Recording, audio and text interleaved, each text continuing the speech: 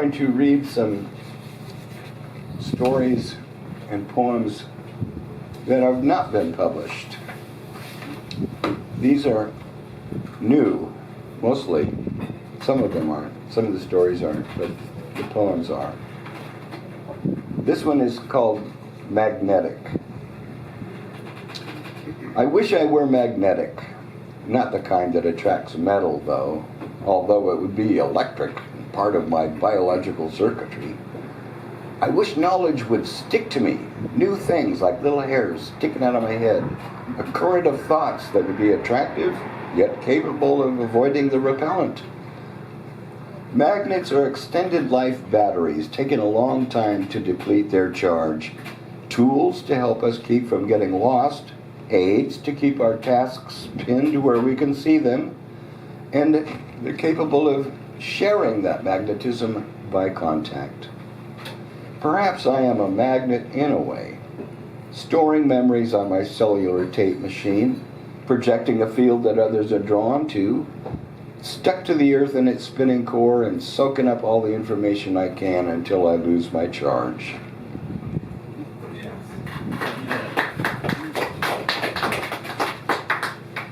And here you are, all attracted to my magnetism. This poem is called Sin. Sins do not exist in reality and are not to be confused with crimes, although some so-called sins are also crimes. Sin is a human invention, a list supposedly being charted by a deity, requiring forgiveness to be expunged, or else your eternity will be bleak. So say the holy books written by humans, which claim they have contact with gods, and we should just take their word for it. Animals can't sin. Vegetables live a sinless life. Hurricanes and tornadoes are not evil, nor are they caused by the sins of humans. In spite of all the claims by the righteous, there is no proof of such truth. Sins do not exist in nature, and neither does virtue. They are human concepts, and you don't have to believe in them to be a decent human being. Just like believing in a God does not stop believers from doing evil to those they deem to be non-believers. Only humans can sin, and the way they are destroying our planet is the only sin that's real.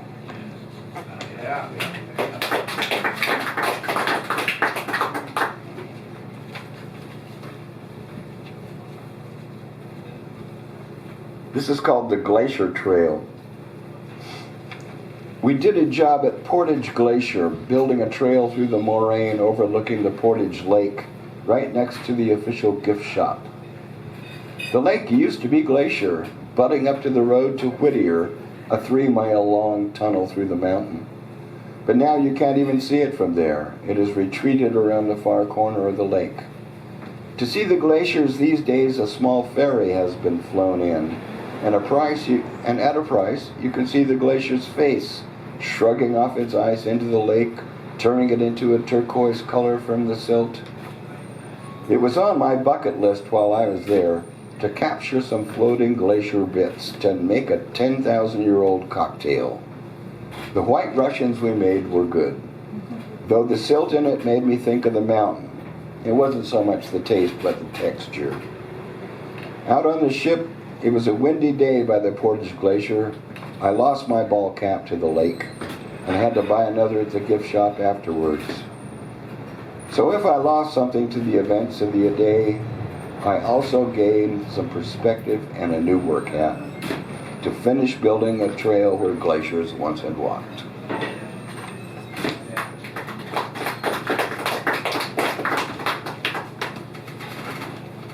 This poem's called The Back Scratcher.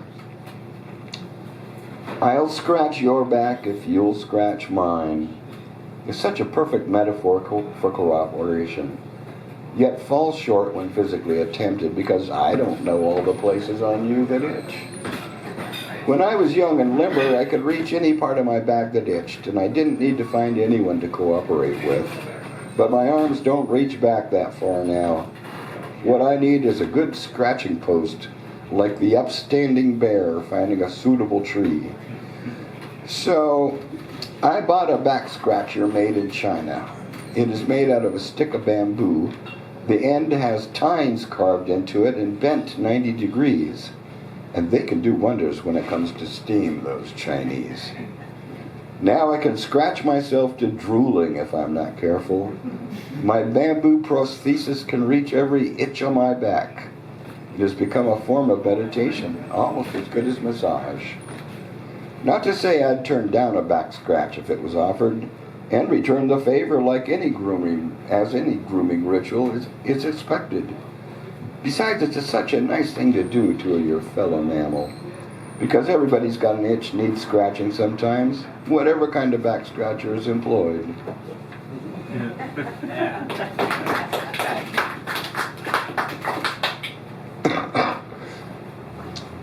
This poem is called The Real Dirt.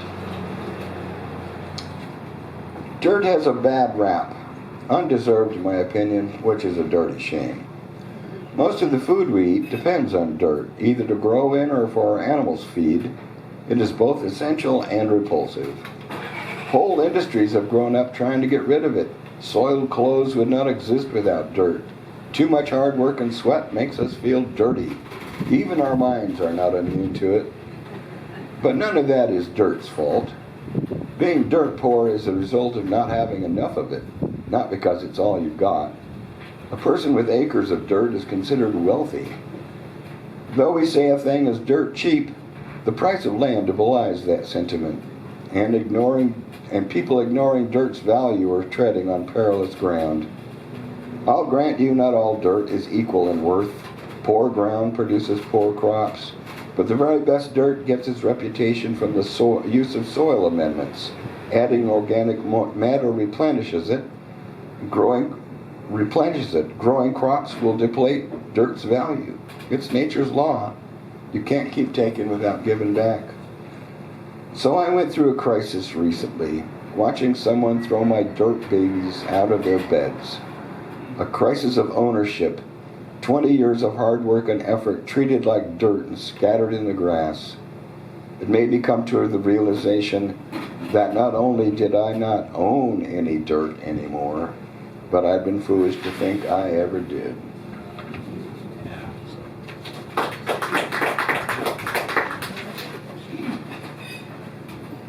This is a poem called Dreams. There are at least two ways of looking at dreams. One involves a sleeping brain misreporting our past experiences, and the other is building castles in the sky while still awake. My brain is a real joker sometimes, introducing me to dream lovers I have never had, for instance, and there's no denying the real feelings they induce. I have to applaud my brain selections, amalgamating all those past lovers in a memory stew and then picking one out I'm sure to enjoy, which it should be able to do easily, knowing all my inner thoughts so well as it does.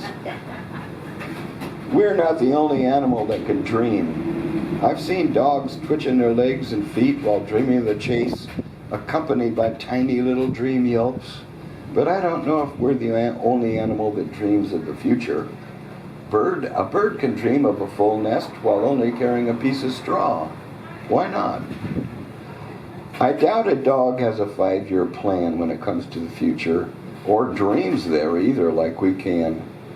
Every day for them is a brand new squirrel, and a brain that stays busy parsing out so many new smells with every breath it takes. Why worry about the smells in some future time when there's so many details hanging in the air right now that only a dog can catalog? There are those who say dreams can predict the future. I've heard them say it happened to them. But while I dream of the future from time to time, I hardly ever take it as a possibility that it could really happen. And sometimes I need to use an escape hatch by waking up. Real emotions in dreams often leave an aftertaste, being powerful enough to be committed to memory. Little snippets of deja vu appearing unbidden to the waking mind. Nobody dreams all night. The brain takes time off now and again during periods of sleep. I don't know what it's doing then. Probably concocting something to entertain me, waiting for me to finally get around to quality REM sleep when I'm the most impressionable. And while I've heard others tell me they don't remember their dreams, in the long run I'm glad I'm not one of them. I can't predict I'll keep on dreaming after the long sleep comes, or if I find out I've been dreaming the whole time. Every atom of my body just playing along in a shared delusion. Something to occupy themselves with throughout eternity, bringing some money to as it was in the beginning, is now, and forever shall be. An entire universe built of dreams.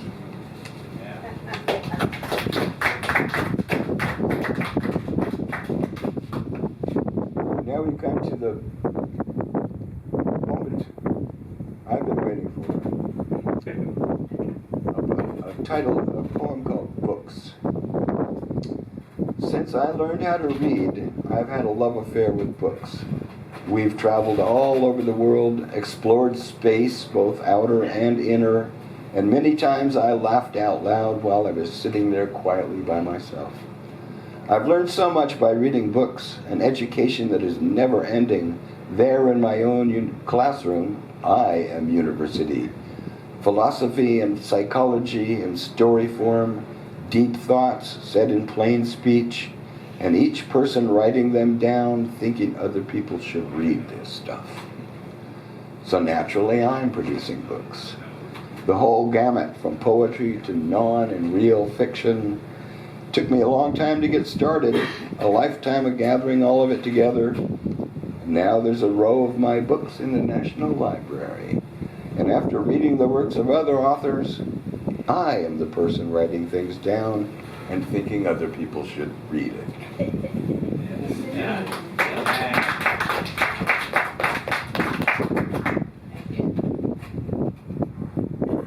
This is another story from Eugene's past. Little known, most people haven't heard of it before. But back in the 70s, the late 70s, we had two parades. We called them the Droop Parade. And Droop stands for Don't Rain on Our Parade, which I'll explain. But it was counterculture, mostly. It wasn't all that smooth. Anyway, here's my Droop Parade story. My hometown of Eugene, Oregon has always liked a parade, and I've always liked being in one. I remember as a kid in junior high marching band taking part in the annual pet parade. It behooved one to watch where you stepped. Not so long ago, the Eugene celebration graced Eugene with parades for a number of years running, and I enjoyed taking part in it too, a few times. Those parades were fun to watch, with many eclectic interests being displayed. Where else would you see a U.S. congressperson following a giant human-powered slug down the street with a wheelbarrow, picking up the slime it left behind? But I've heard tell that some of that weirdness came from a couple of earlier Eugene parades, namely the two Droop parades preceding the Eugene celebration by a year or two, if I'm remembering correctly. Droop was an acronym for Don't Rain on Our Parade. And I attribute the suggestion of having the parade, to Toes. He had a nice place down by Skinner's Butte, big enough to have planning meetings in for one thing. As well, it was close to the park and a good place for a summer afternoon party if it came to that. So a group of us started meeting and planning our insurrection there. At one meeting, a trio of women serenaded the rest of us with an a cappella version of Desperado in harmony. Anything could and probably would happen at or after a meeting. There was one party, I remember vaguely, where mushrooms grown for the CIA were involved. I was playing horseshoes until I just felt like the most I was able to do was to sit down and soak up the blessings of the summer sun. I think I'd probably have told the CIA everything if they'd pumped me for information that afternoon. The Droop Parade would have everything. Floats, costume clowns, a marching band. In short, it would push all the buttons a parade should have, and some it turned out it shouldn't. My history in the military, plus having a flight suit, prompted me to suggest I would be a freelance lane monitor on roller skates, since the city had only granted us one lane on their streets.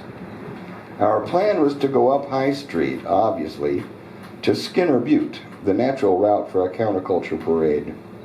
My main squeeze and I would patrol alongside the parade to keep the cops happy, making double sure any kids didn't run out in front of traffic in the spur of the moment. Thankfully, none did. Well, except for the kids that came down from Seattle for the event, the Olympia Club, I think they called themselves.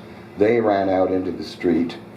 Their float turned out to be a line of people holding up these white strips in a row resembling a line, which a local real estate agent, she wasn't one then, would probably prefer to remain anonymous, so I won't name any names, would then run down the line with a giant straw to her nose and pretend to snuck it up.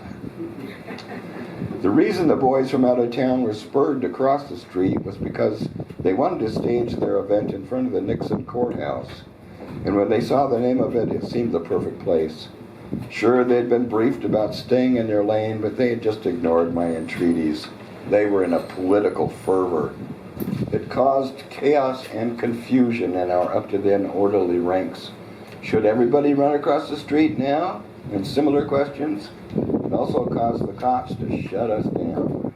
They grudgingly allowed us to use the sidewalk, though I'm sure they wished they could make us all go away. However, the case was that we were pedestrians, which meant they couldn't deny us the use of the city's walkways. So the ludicrous sight of our 10-year Droop Committee's huge reefer on wheels rolling up High Street greeted the curious onlookers. We hadn't covered any of this in our planned meetings. The first Droop Parade was in 1977, and you'd think it was a one-off from the outcome. But no, we decided we wanted to do another one. The city was not happy when we applied for another parade permit the next year, and they put some limitations on us. For one thing, we couldn't march up High Street, so we had to find another parade route. I don't remember anymore what that route was, but I do know we marched through the streets because I was an integral part of a marching band, and I remember that fondly. In the second parade, I didn't want to be a lane monitor after failing so miserably the year before, so I got to be a drum major for the first time in my life. I was an assistant drum major in high school, but never got to actually perform the exalted position. In the 1978 Droop Parade, I led a crack corps and all-kazoo marching band. I personally blew the snot out of 4 kazoos leading the band, probably because I played them too loud. We were able to complete the parade that second year. Nobody disbehaved and brought on the wrath of the authorities. The Olympia Club folks stayed home that year, and who knows what the outcome would have been. So I guess you could say we were successful in letting the city know not to rain on our parade like they had done the previous year. But it was the last year we tried to do one. I think because the Eugene Celebration Parade started about that time, and we couldn't compete with that. And truth to tell, our 2 parades didn't really attract any adoring crowds to throw candy to. Not that we had any candy to throw. So those 2 parades have since faded into just memories of the participants, and they're sure not teaching the history of them in schools. I can say there were some people who remember it, though, one of them being my son, who marched with us one year at the tender age of 6. Years later, as an adult, he brought the subject up, noting how that Silver woman, she just keeps going back and forth in front of my eyes. He's referring to the aforementioned real estate agent who covered her toplessness with a coat of silver spray paint. The last time I talked to Toes, he assured me that someone is taking care of our beautiful Droop banner, so I was glad to hear that. It was about 6 feet long and looked like a purple satin sofa pillow to me, with big yellow letters in the fringe, as I recall. It took 2 people to carry it. It's good to know someone still cares about that parade memorabilia. Most of the participants of our Droop Parade are now getting to the age where watching a parade is about all we can do anymore. I know I personally couldn't even be able to walk that far. Someone came up with the harebrained, if someone came up with the harebrained idea to try and stage another one. There just aren't any parades in Eugene since the city stopped celebrating itself, and that's a shame, because parades were a big part of our lives growing up. And kids nowadays don't have a parade memories like we had to look back on. I know why the celebration had to quit. It's because of all the student housing and apartment buildings they built downtown, covering the vacant lots where bands, food, and craft booths were. And there isn't enough space downtown these days for all the people who were attracted to the venue either. It'd be nothing but cheek by jowl, too crowded for anyone to enjoy anything. Personally, I wouldn't be surprised if there'll ever be another parade in Eugene. Maybe we've outgrown the possibility. But it's sad to contemplate a society that can't even get up the social pride to put on parades to celebrate things. I guess people will just have to rely on stories of past parades like this one I've just written, related by someone who was present, for the which I'm glad to be of service, as I am an eyewitness account of true history. P.S. I'm turning 76 next summer. That was last summer that I wrote this. And what I'd like more than anything is to sit in my lawn chair and watch 76 trombones in a big parade go by. Though you can hold the 110 cornets for a later date if you've the time. Anybody want to take me up on that? Yeah.